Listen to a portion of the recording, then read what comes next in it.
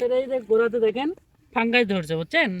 এই গাছ আস্তে আস্তে আপনি একটু স্ট্রোক করবে, এটা এজন্যই এত। প্রিয় দর্শক, আসসালামু আলাইকুম। আমরা আছি এখন জামাইল থেকে দক্ষিণে। এই গ্রামের নাম সিংড়াপাড়া।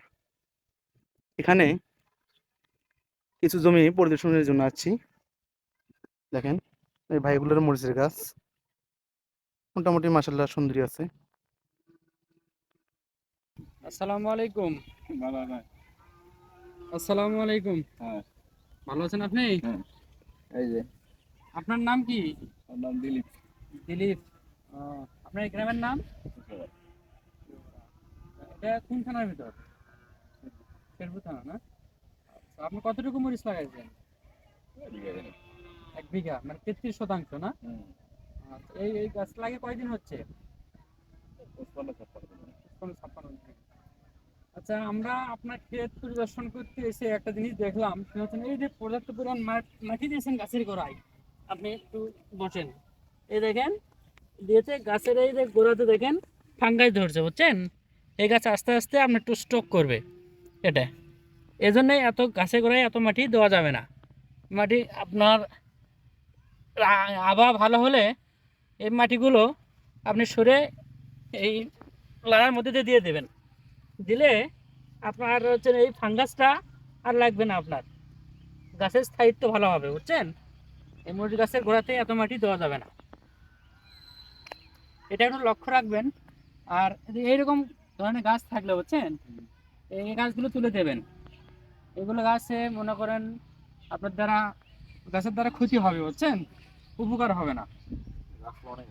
হ্যাঁ, ওইরকম গাছ থাকলে তুলে দেবেন।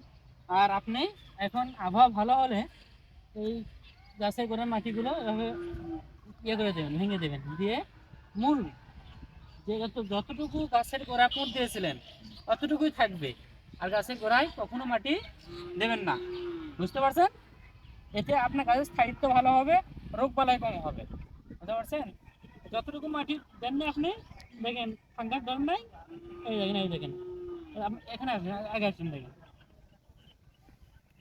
একটু লক্ষ্য রাখেন, দেখেছেন? আর একটু কালো হয়ে গেছে না? এই জন্য গাছের আপনি স্ট্রোক করবে বেশি, এটা আপনি খেয়াল রাখবেন, বুঝতে পারছেন? আবহাওয়া ভালো হলে আপনি মাটিগুলো বড় মাটিগুলো ভেঙে দেবেন।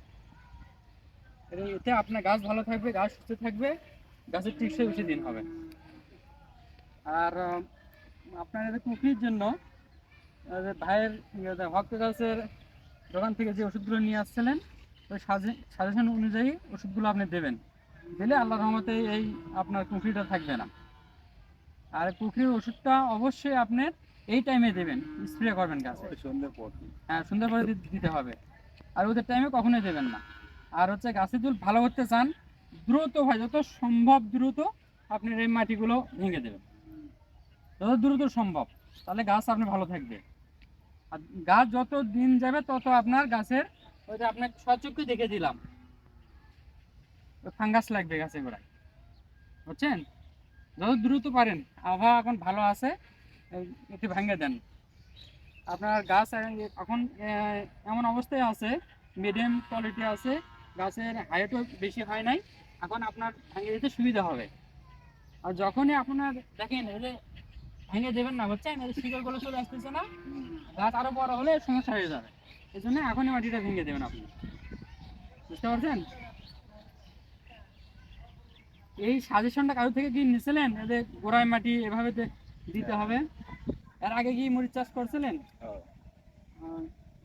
আপনি কাগজ তথ্য পাননি গাছে গোড়ায় এতটুকু মাটি মাটি পাওয়া যাবে না? কেমন মাটি দিই, হালকা মাটি দিই। হালকা মাটি দিয়েছেন, কিন্তু এই দেখেন হালকা মাটি দেয় আপনার গাছকে ক্ষতি করে দিবে, বুঝছেন? গাছের গোড়া কোন আপনি এটা না, ভালো করে লক্ষ্য করে রাখেন, এই দেখেন গাছের গোড়ার মাটি হচ্ছে, গাছের গোড়া হচ্ছে এটা। যতটুকু যখন লাগানোর সময় লাগাইছেন করতেছেন না, অতটুকুই থাকবে আপনার, আর ওই উপরে মাটি দেওয়া যাবে না, দিলেই গাছে গোড়ায় আপনি ফাঙ্গাস লাগবে। আর কি কি ওষুধ লাগবে অক্টোপাসের ওখানে আসে আপনি কোভিড থেকে ফাঙ্গাস এবং আপনার ফল জোয়ার টোয়ার আসার জন্য সম্পূর্ণ সাজেশন ওখান থেকে পাবেন। বুঝতে পারছেন ভাই?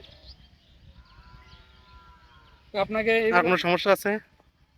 হ্যাঁ, বর্তমান তার কোনো সমস্যা নেই। হ্যাঁ। আপনি এটা দ্রুত ইয়ে করে দেবেন, যত দ্রুত সম্ভব, তাদের গাছের ফাঙ্গাস না আরো বেশি লাগবে, গাছ কিসে বাঁচাতে পারবেন না। এই দেখেন এই গাছে এখানে একটা গর্ত হয়ে গেছে, দেখেছেন? আপনি লক্ষ্য করেন না, এই দেখেন এই দেখেন কালো হয়ে গর্ত হয়ে গেছে, এই যে মাটির ইয়ে আছে, ওটা কোনো আপনার একবার লাগে গেলে আর ওই গাছ কোনো হতে পারবে না।